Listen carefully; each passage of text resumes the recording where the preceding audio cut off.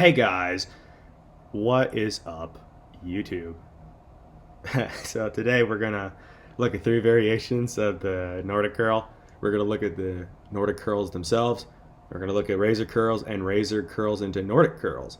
Each of these are gonna be using the band, but these can be done with body weight, and we're gonna be going over each exercise, how they're good at strengthening the hamstrings, glutes, calves, erector spinae, transverse abdominus, preventing injuries, promoting improvements in performance, increasing performance in lifts that target the hamstrings, glutes, and muscles of the legs, and overall improving athletic performance in general.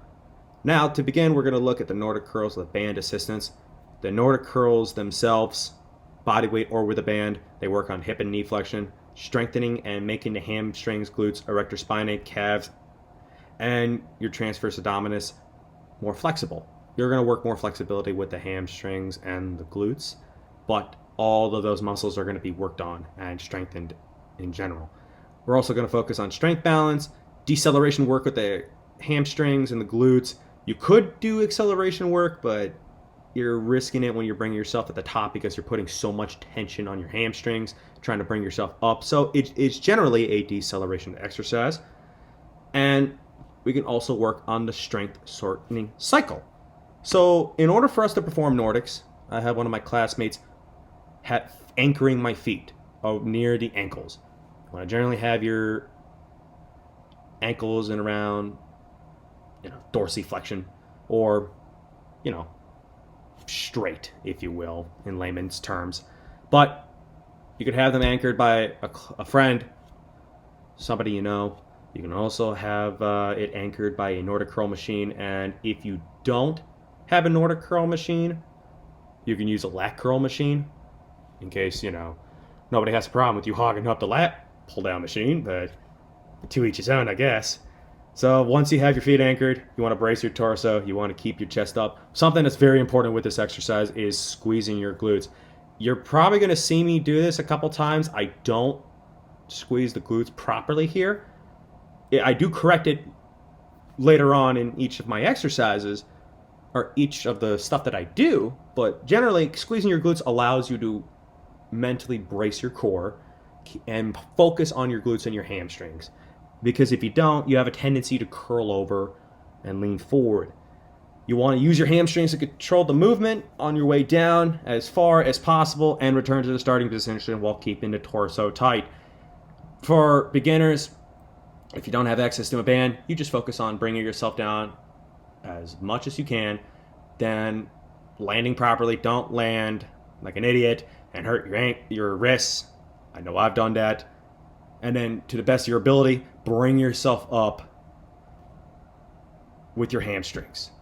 And here's where the band comes into play, because the bands are helpful at getting someone who does not have strong enough hamstrings to bring themselves down and up. For here, I use a green band as a higher tension band. That makes it easier to bring myself down, to keep my core tight, to keep my chest up, to squeeze my glutes, and to focus on my hamstrings. Over time, I can use a lesser tension band to strengthen my hamstrings, my core, glutes, you name it. And in turn, band progression allows me to progress to body weight or weighted Nordic curls. Nordic curls. Wow, tongue twister right there. Now we're going to look into the razor curls with band assistance. So if you're not great at Nordic curls, I know I'm not, we're going to use the razor curls. They're a great progressive exercise for preparing an athlete or anybody in general for Nordic curls and other exercises that tax the hamstrings. Razor curls are going to work on the similar muscles. They've got similar demands to the Nordic curls. Hip and knee flexion, strength and flexibility of the hamstrings, glutes, erector spinae, calves, transverse abdominus, strength balance, deceleration, strength shortening cycle. On top of that, you're working a lot of core and a lot of, central body stabilization, if you will, because as I'll explain in a sec, you're going forward and keeping yourself parallel to the ground. You're essentially going in a straight line, and that's going to be a lot. It's going to be very taxing. So that's a great core exercise as well, on top of it being a great introduction to hamstrings. Now, in order to perform these curls, you want to have your feet anchored. Here I had my feet anchored by my classmate again. I could also use a Nordic curl. I could use a hamstring or hip extension machine to allow me to do these. And also, you could use a lat pull down, but that's going to be a little more taxing. But that's just a worst case scenario. Once again, have your feet anchored, brace the torso, keep the chest up, squeeze those glutes. Squeeze those glutes and extend the legs while maintaining a tight torso. So very similar demands to the Nordic curls. Here's where it gets different. You want to use the hamstrings to move your body in a straight line, staying parallel to the floor. You're essentially going straight, hovering over the floor. You're not going up, you're not going down. If you do, that means you have weak hamstrings, and a weak core. Now, stay parallel to the floor, bring yourself as straight as possible, and then bring yourself back to the starting position using those hamstring curls.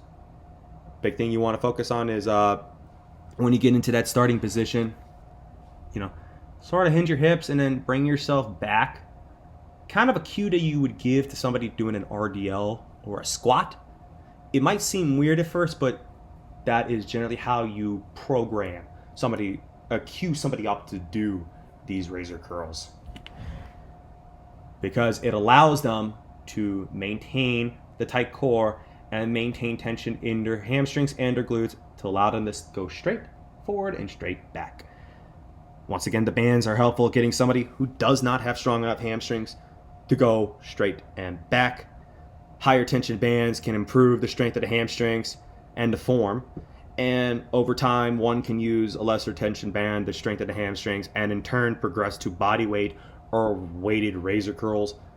Weighted razor curl, for example, could be, you put a plate on your back and keep yourself straight as possible. It'll be a lot more taxing compared to the Nordic curl, a weighted Nordic curl, in that essence for the core, but weighted Nordic curls are more taxing for the hamstrings if you put weight on them. Now we go into the final exercise, the razor curls into the Nordic curls. This one sucked when I did it. I had to use a band for this because they're, once again, a great progressive exercise to prepare athletes for the Nordic curls and other exercises that tax the hamstrings. Once again, razor curls and Nordic curls are great at hip and knee flexion, strengthening and making those muscles, like the hamstrings, glutes, erector, spinae, calves, and transverse abdominus, flexible and strengthening them. It also works on strength balance. It's a great deceleration exercise, great stabilizer exercise, and it can also work on the strength shortening cycle. Now, to perform these razor into Nordic curls, once again, have your feet anchored.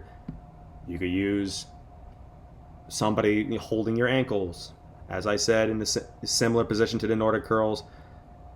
You can also have the hyperextension machine I mentioned previously for the razor curls or the Nordic curls, depending on how much tension and how much you want to put emphasis on your hamstrings that day, or the lat pull down machine in the worst case scenario. So very similar to the other exercises, just that, feet anchored, brace that torso, keep that chest up, squeeze your glutes, extend the legs while maintaining a tight torso with your hamstrings. Moving that body in a straight line, stay parallel to the floor. From that parallel position, you want to bring yourself up and return to that starting position. So you go in the straight line, and then from there, you're moving your body straight up back into, from the side view, a 90-degree angle. So you start off in the razor and you end off in the Nordic. Once again, those bands, gotta love those bands because they are great at getting somebody who's not strong enough in their hamstrings, like myself, to get yourself straight and then back. Alongside that, higher tension bands, you can lessen the tension on the bands to actually really focus on your hamstrings and your core. And over time, you can progress to body weight or weighted Nordic curls, razor curls, or in this case, the razor into Nordic curls. Well, I hope this was helpful for you. If you have any questions, just leave it in the comments below. If you want to make fun of my form, go right ahead. I was terrible at these, but I've been incorporating these into my lifts, into my lifting days, because they have honestly improved my RDL form. They've improved my squat form.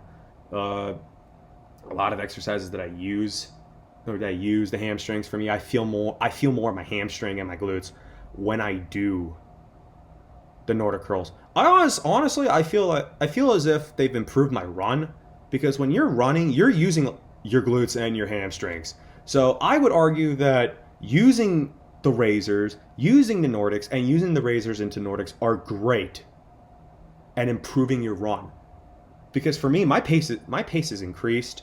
I'm able to run longer, and I have less pain in my hamstrings and my glutes, compared to when I first started running again. So use this in any way possible. Use this for the gym. Use this for your running. Use this for biking. Use this for any exercise, for any lift, any activity that focuses heavily on the glutes and the hamstrings. Thank you guys for listening, and I hope you have a great day.